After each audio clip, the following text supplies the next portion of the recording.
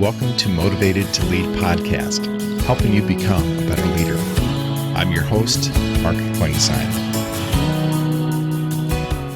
Hi, everyone. Thanks again for joining us for our podcast this week. My name is Mark Klingsheim with Seymour Partners.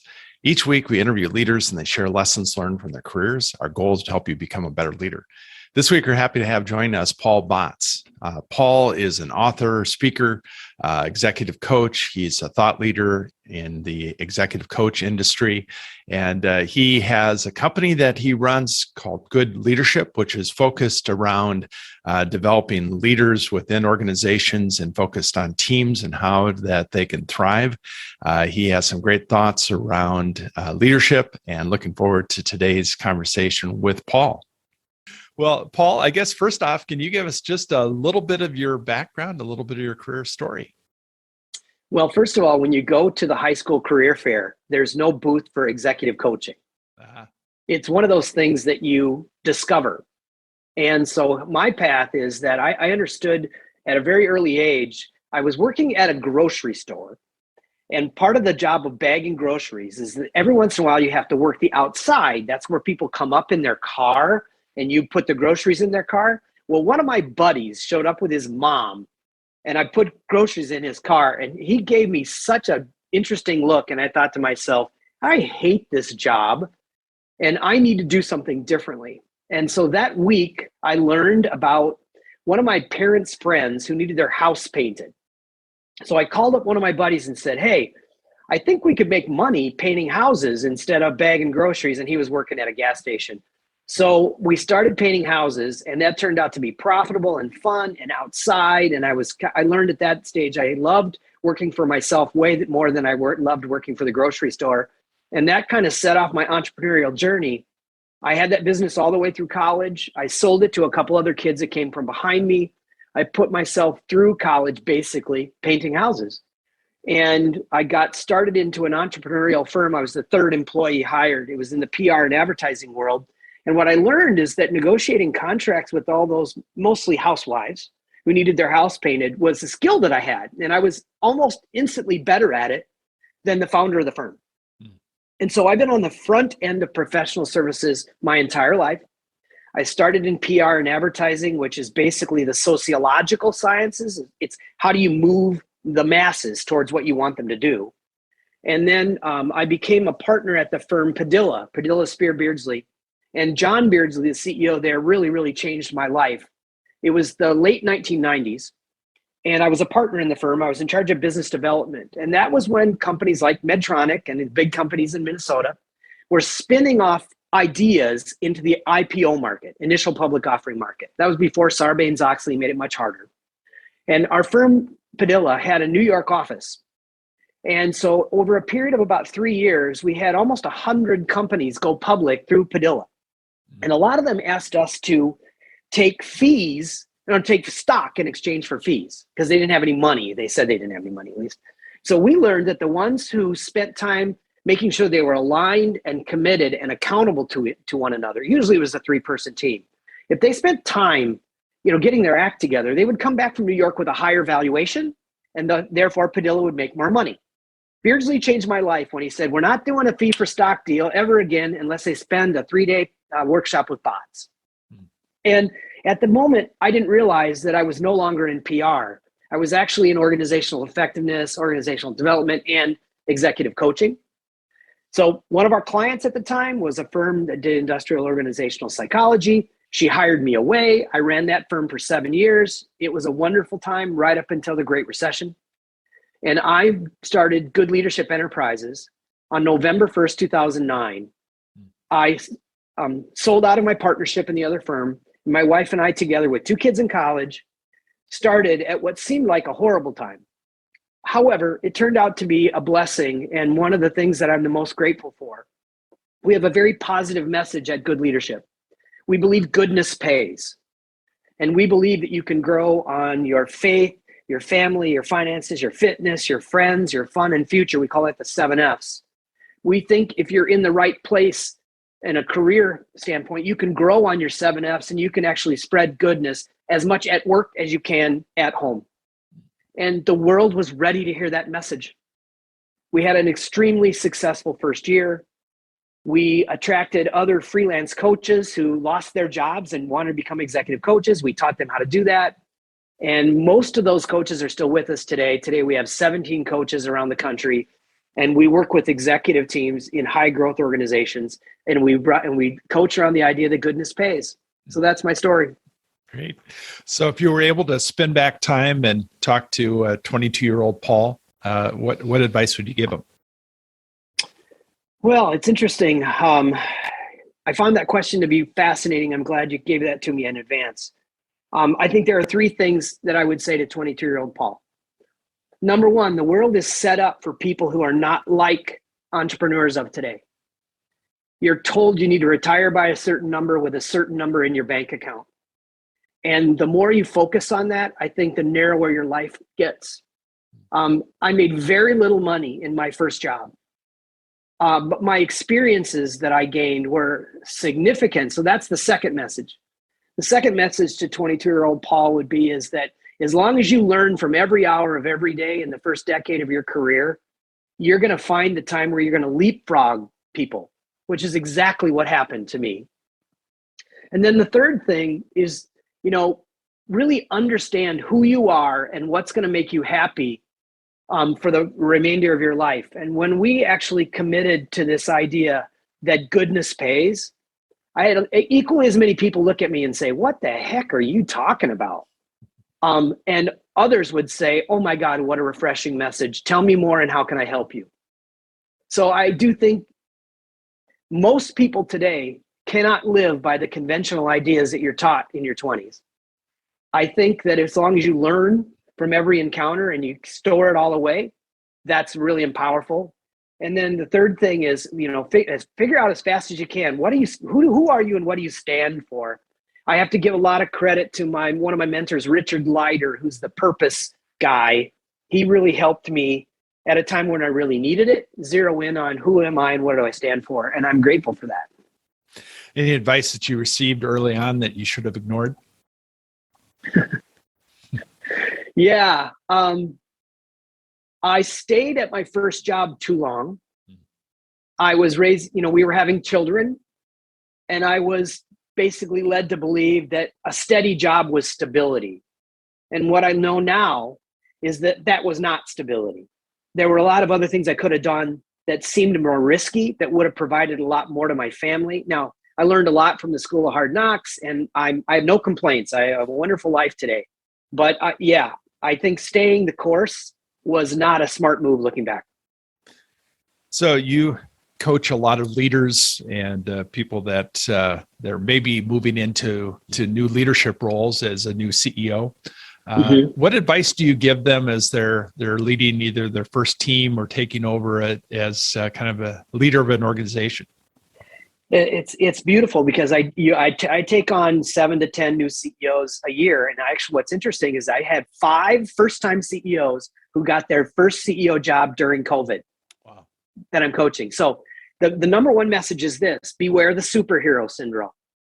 The superhero syndrome begins when a new CEO takes over and says, "I'm going to lead by example." What they mean is that they're going to create a higher standard of accountability. They're going to work longer and harder. And what it does is it sets up a self-defeating cycle where people sit back and say, okay, well, if you're going to do all my work for me, or if you're going to make all the hard decisions, or you're going to second guess everything I'm doing, then I'm just going to let you do it. And you get exactly the opposite of what you want. You want engagement, you want empowerment, you want people who are committed to ideas and have each other's backs. Well, most CEOs that I've coached have gone through the superhero syndrome, and they get exhausted and they get tired of when the job becomes frustrating. So coaches, we ask a lot of questions. And so eventually 4 or 5 months into it, I'll say, hey, what's frustrating you these days? And if they've got a long list, then that's a signal that they've bought into the superhero syndrome. And so we have to say, well, what role do you play in that frustration? And how is it that you maybe have your fingers in too deep in certain things where you're actually creating that frustration? And so it's a powerful concept. I write about it all the time. I speak about superhero syndrome all the time. and it doesn't fit into a high-performing team.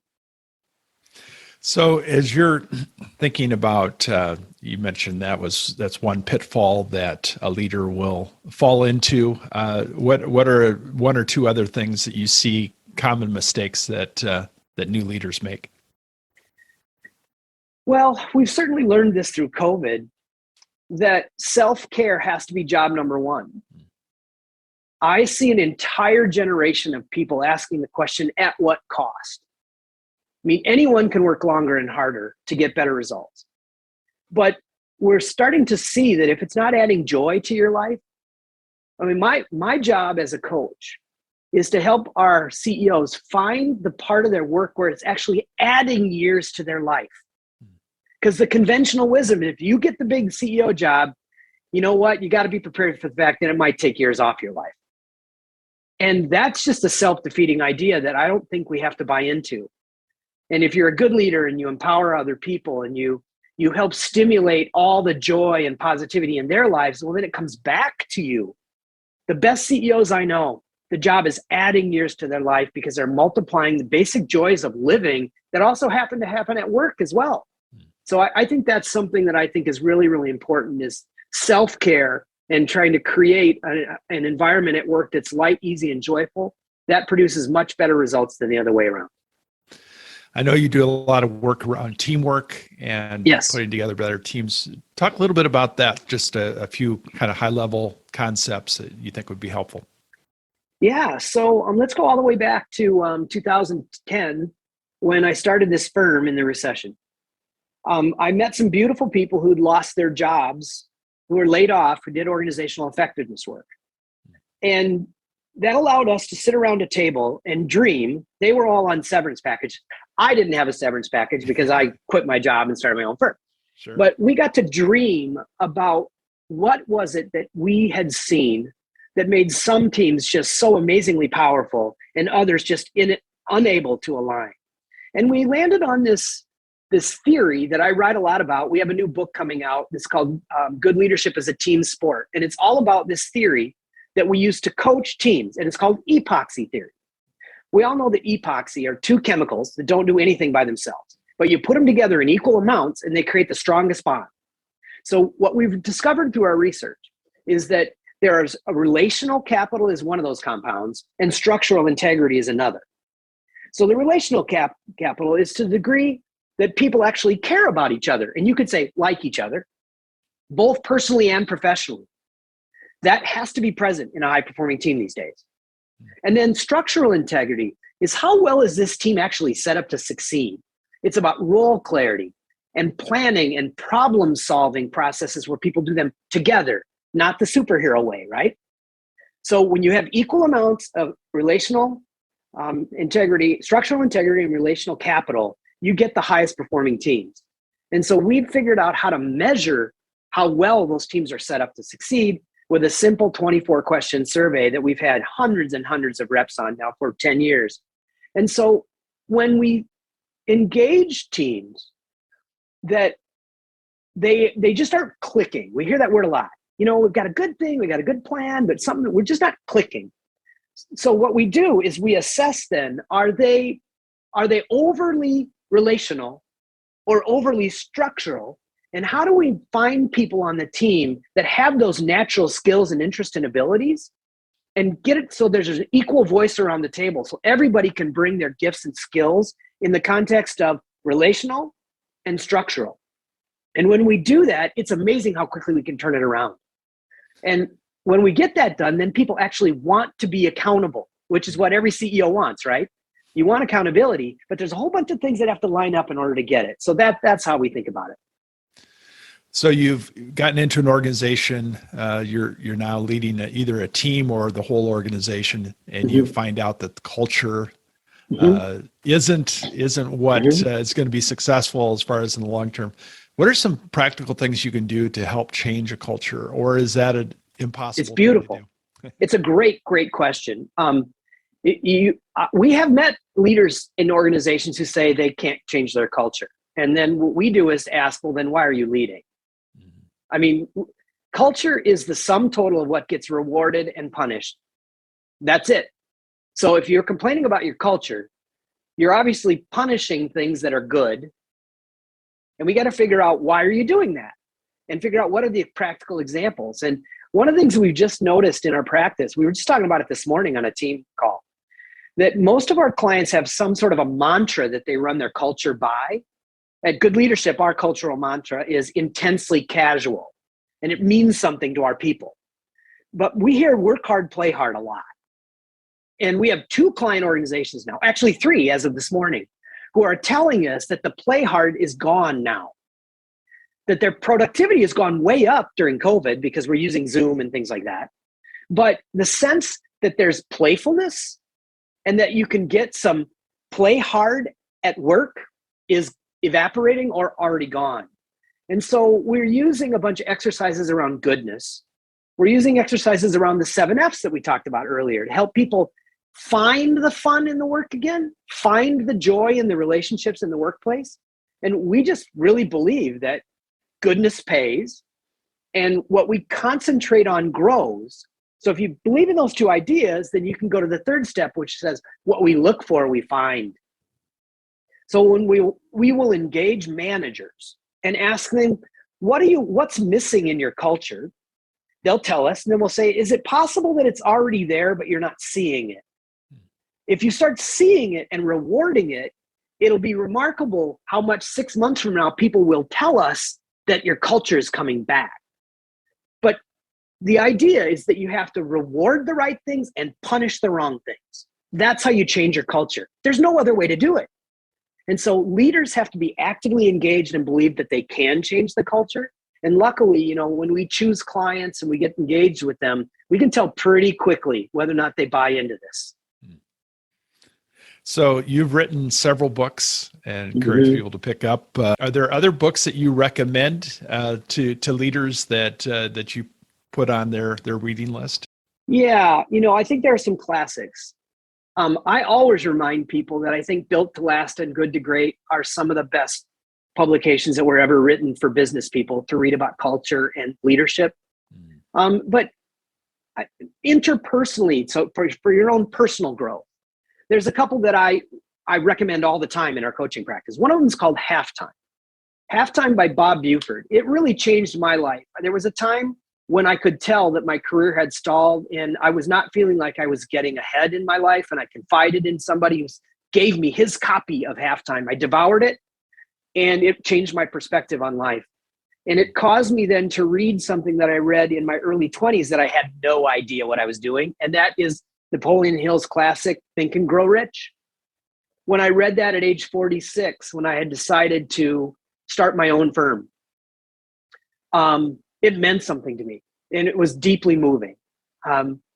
Beyond that, there's a couple others that I think are awesome. One of them is The Alchemist.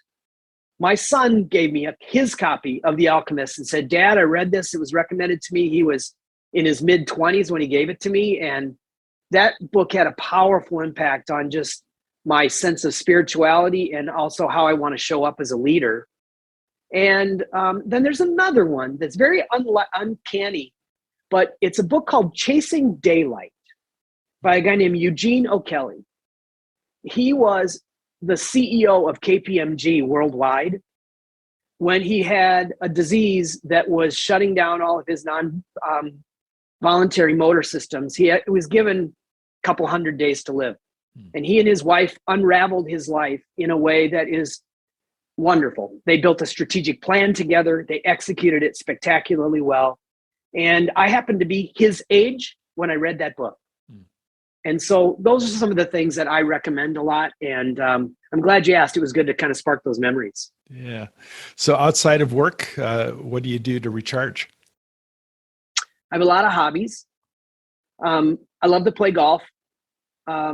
I have a workshop, a woodworking shop. I come from a long line of artisans and hand workers. So I love to do those things.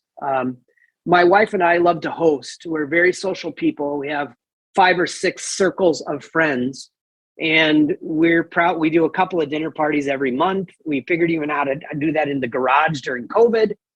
And, we're very social people. We also like the arts and concerts. And I suppose if you if you looked at our checkbook, we go out to eat a lot. Mm-hmm.